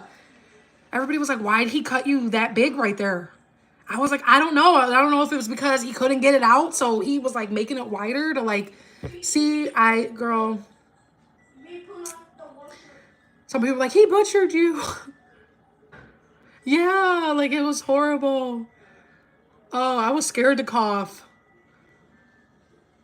So I was just like, I hope this next surgery is not as traumatizing as that one. I said, and I went through all of that pain, all of that agony, and I still got the gallbladder in me. So I went through all of that for nothing. I went through a whole surgery. I was off work for like 3 weeks for nothing. I was like, that was the worst part. When I told people that, they're like, are you serious? I said, no. Because even when I went to the hospital, when I had that last gallbladder attack, they're like, well, we see in here that you had surgery. I was like, yeah, and if you look, you'll see that he put in the notes, it was unsuccessful. He couldn't get it out. Because they were looking at me crazy, like, what do you mean you still have it in you? You had surgery. I was like, I don't know. They said they couldn't get it out. Oh, God, yeah. I feel like anything with your stomach is, because you don't realize how much you use your stomach muscles until you can't. That's when you really realize we depend on that stomach area for so much of our day-to-day life of everything that we do. Yeah, it was crazy, girl. Super crazy. So hopefully this next surgery is nowhere near as bad as that. Oh my God, Kate. 9 pounds. Wow. I was like, I'm interested to see, because I know they said like, I feel some days I'm like super bloated, and they said it's from my gallbladder. So I said, I'm interested to see, like, once I get the gallbladder out, is that bloating gonna like go away? Because I feel like that's been another thing that's kind of been putting me like at a halt ever since I've been trying to get healthier and work out and lose weight. There's just some days I just don't feel good because of my gallbladder, and I'm like, my stomach's just irritated. Yes, thank you, Kim. I appreciate it. Barbara, my Mother's Day is going good. It's just been a chill, relaxing day for me. I put together a bike for myself. We DoorDash Dunkin' for breakfast, and then for dinner, I just made a frozen pizza.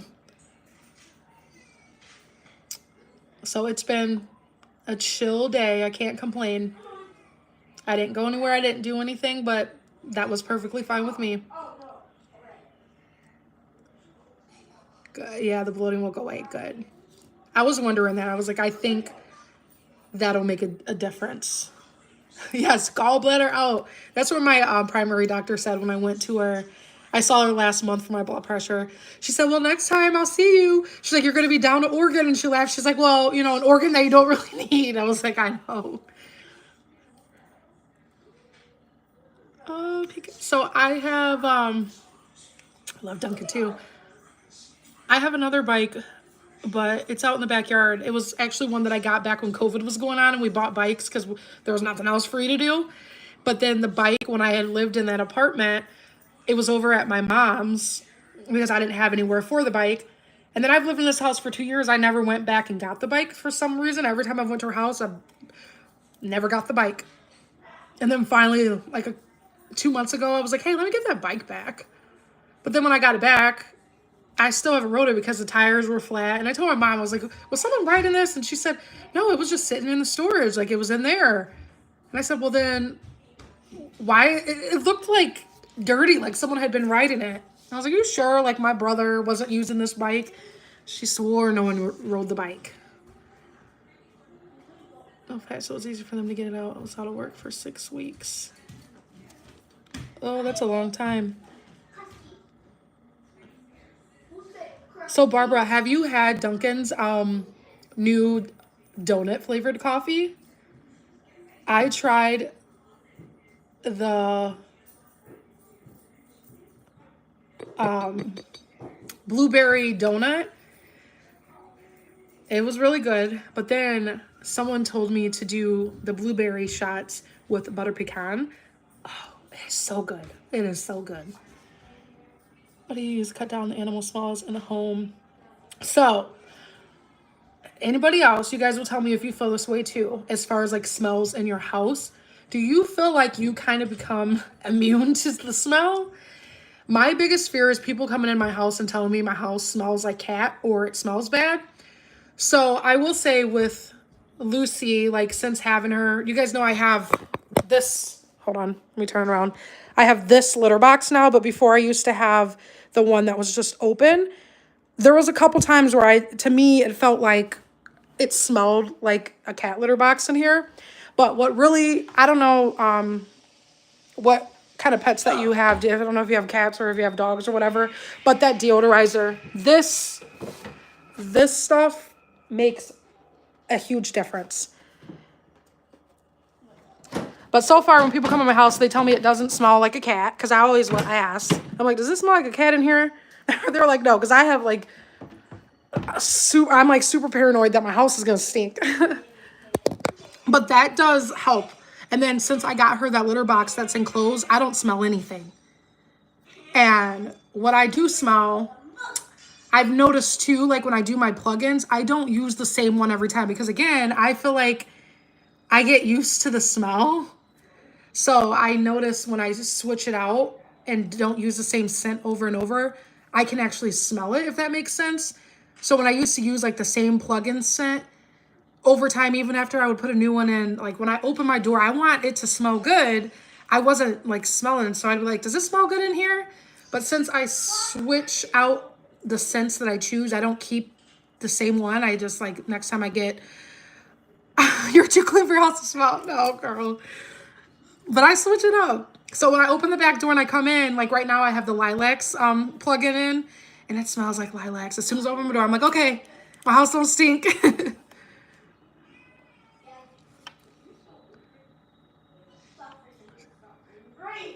That one yet. Yours was so that sugar cookie one was good too. I liked that one. That was like, I think, was that in the winter? Like right before Christmas they had that one. Shampoo. Yeah.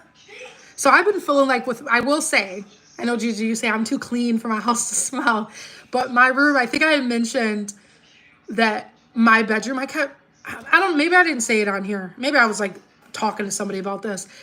But when I was going to my room, I was like, my room's clean. Like, you know, when I sweep, I mop. Even when I change, I was like, it just smells like, I didn't know how to explain. It smelled stale to me. But I was thinking it was the rug. I said, I felt like that rug is holding odor.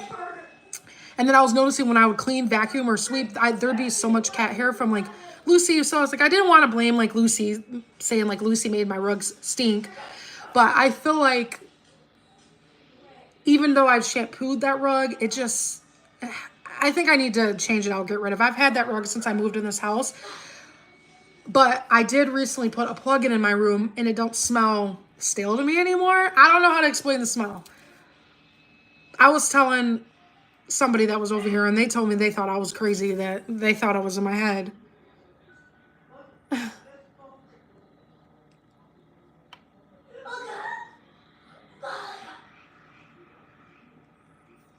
Yeah, but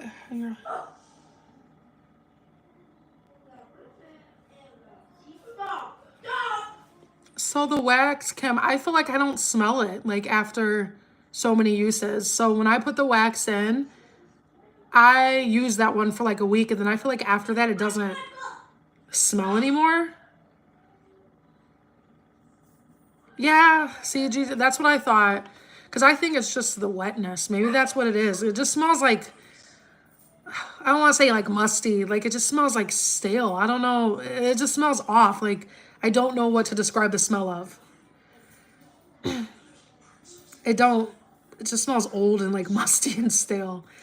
So I was thinking that I'm kind of like over that rug anyway. And it's like, oh, it was nice when I got it, like the theme. But I feel like we change our style, our aesthetic changes all the time anyways.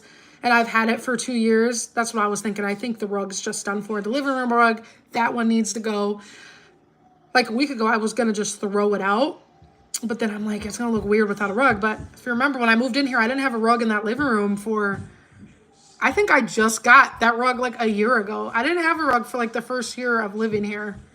So everybody would always be like, a rug would look so nice in there. I'm like, yeah, I know. The rugs are so expensive. And then I found that rug at Ross for like, I think it was under 60 bucks. So that's the only reason I had got that rug. But that rug in the living room is done for. It needs to go in the trash. And I've been like looking, but the problem is, so I did get another rug for the living room. It was bigger, but when I laid it down, it was just too busy for the living room. I felt like it was just too much going on, so I gave the rug to my mom. I was like, here, you can have this rug. I do, so I've shampooed that rug, and to be honest, I feel like it made it worse. It's like it lifted the smells. But then that shampooer I've had for like 6 years too, so I need to figure out how to clean that shampooer because I feel like it's dirty. Wayfair. I'll have to look on there because I was looking on Amazon and I was like, eh. Some of the reviews, some of the rugs just look so like cheap and thin.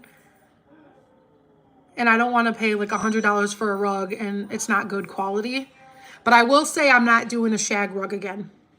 Not doing it. So I need to find a rug that is not shaggy. It feels good.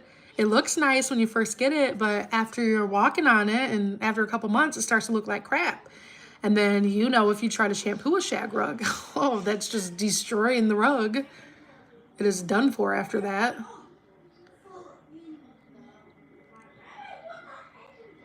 But I will look on Wayfair and see if I can find one.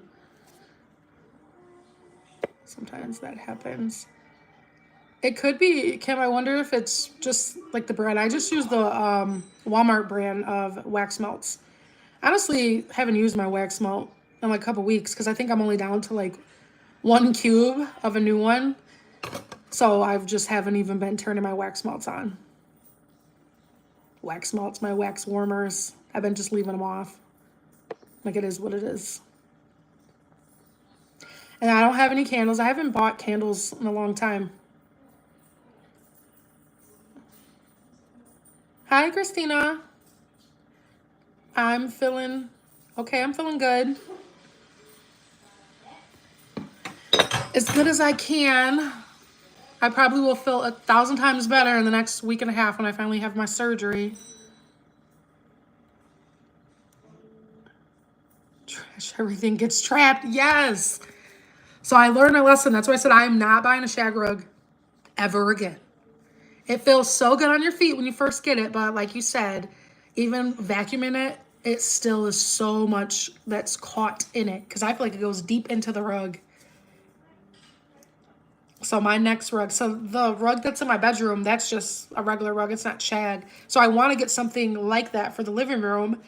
But my problem is I feel like some patterns are just too busy. So I'm having a hard time finding a rug that I feel like will go in my living room and it's not going to be too busy and throw off. Because that's what happened when I bought another rug. Once I laid it down, I even put the coffee table over it. And at first, I let it sit there for like a day. And I was like, nope, I don't like it. I pulled it up, rolled it back up, gave it to my mom, and put the other one back down. So I think I need just like a solid color or something. But then I don't want too much gray because my couches are gray, the curtains are gray. I don't want white because of the kids. I don't know. If you guys got like Instagram and Facebook, go look up some rugs for me. You guys have seen my living room. Send me some inspiration pics of rugs that you think would look good in there, because I'm struggling to find a rug that I think will look good in that living room. That's not going to be like too much gray or too busy. I don't want like a bunch of patterns, flowers or no. But if you come across some rugs, you see some online, snap some pictures, message me on Facebook or Instagram and send me what you find. So sage green, yeah, that is a really pretty color. You know, it's funny. It's funny that you mentioned that because I've been wanting to like do my bedroom in sage green. I was looking, I think I was on Pinterest like a week ago, and I was looking at bedrooms that was like sage green with like the blacks and the golds. That's so pretty with like some nice wood tones. It's like, I want to redo my whole room in that. I saw like a super pretty comforter set that was sage green. Never spent anything so awesome. Yeah, I'm thinking about it. And get rid of that rug in there. I've never been to New York City. I do actually want to go. I want to go to New York City in the fall, like when the leaves and all the colors are changing. And I've always, it's on my bucket list, I want to go to New York when it's winter. I don't know, something about like the Times Square and the snow. I was like, I need to go.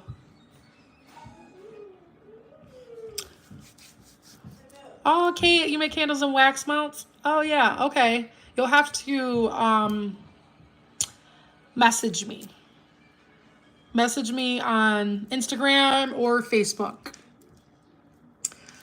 I need to get a P.O. box. I've been talking about a P.O. box. Maybe tomorrow I'm going to go do that. I've been saying I'm going to get a P.O. box for like a year, and then I forget about it every single time. Every single time I forget about a P.O. box. So I'm going to put that on my list tomorrow, is to go to the post office and figure out a P.O. box. Because people have been asking me and telling me to get a P.O. box forever. And I'm like, yeah, I'm going to go get one. I'm going to go set it up. And then I never do.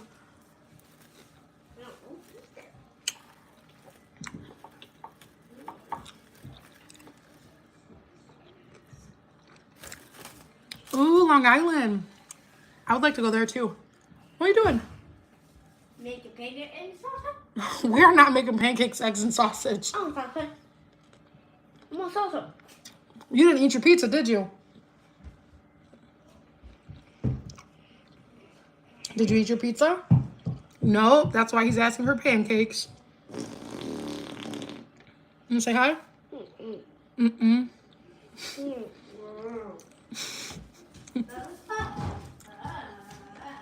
I knew he wasn't gonna eat that pizza.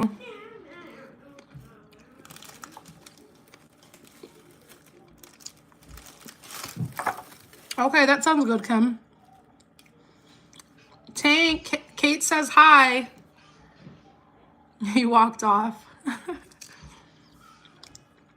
I think once he realized I was like on live and I was talking to somebody, he's like, you're not putting me on spot.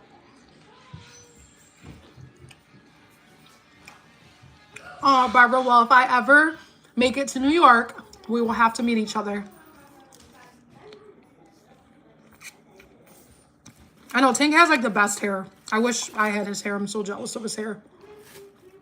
And it's so long. One day I just want to straighten his hair because it's to his butt curly. So I'm like, I can imagine how long his hair really is if it's straight.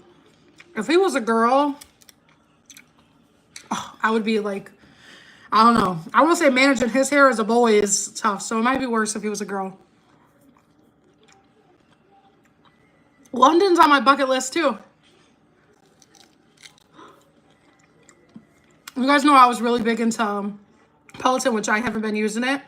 One of my favorite trainers is in London. They have the Peloton London, and I said I would love to, if If I go to London, I want to go do a live Peloton class.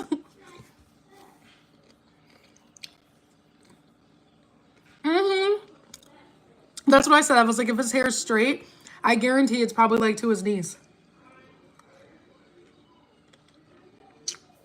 Because it was so long. And I asked him, like, do you want to cut your hair? Nope. But whenever we're like out in public, everybody's like, his hair is so pretty, don't ever cut it. He did go through like a little phase, and I think it was only because Lakin.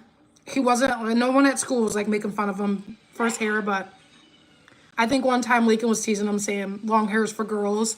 So he got upset for a little bit, but then he stopped talking about it. But he was saying at one point, he was like, long hair is for girls, and he didn't want his hair, but then he stopped doing that.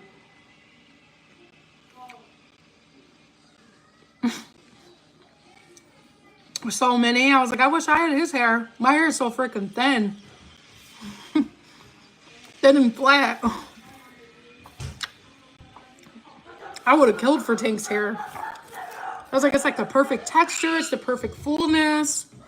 It's so pretty. I was like, and then me, I have my mom's super thin hair.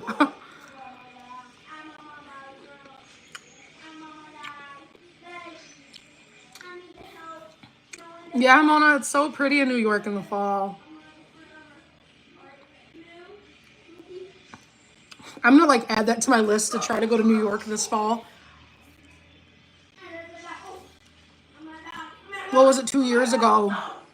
I went over to, that was the first time I'd been to the East Coast, when I went to Massachusetts and Maine and all of that. We were gonna go to New York.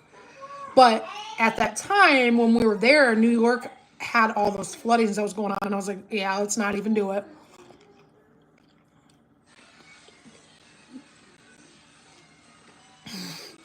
So he gets that sometimes. Well, sometimes like if we're at a park or something, like 2 weeks ago when we were at the park, I was shocked. He went up to this lady. She was there with her grandson. He's like, hi, how are you? And I was like, oh my God, I can't believe he's even speaking to somebody. I was like, okay, Tank. And she's like, oh, she's so sweet. And it's the point, so I don't even correct it. I'm just like, oh, okay, thanks. Because it's like, I just don't even want to have the conversation. Like, he's a boy. It's like, whatever.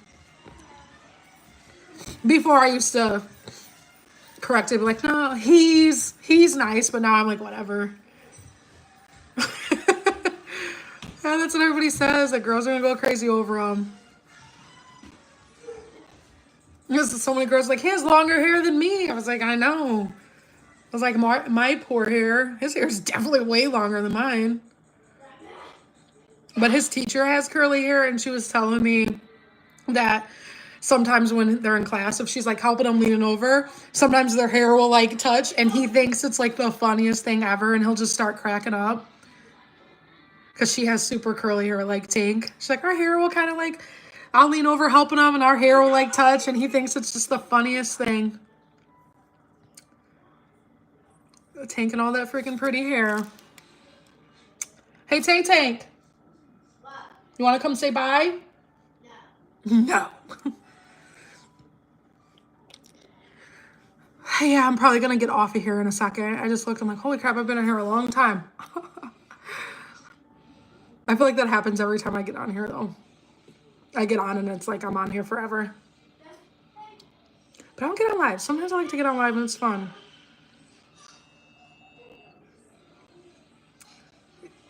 Yeah, Kim, that's what I would like to do.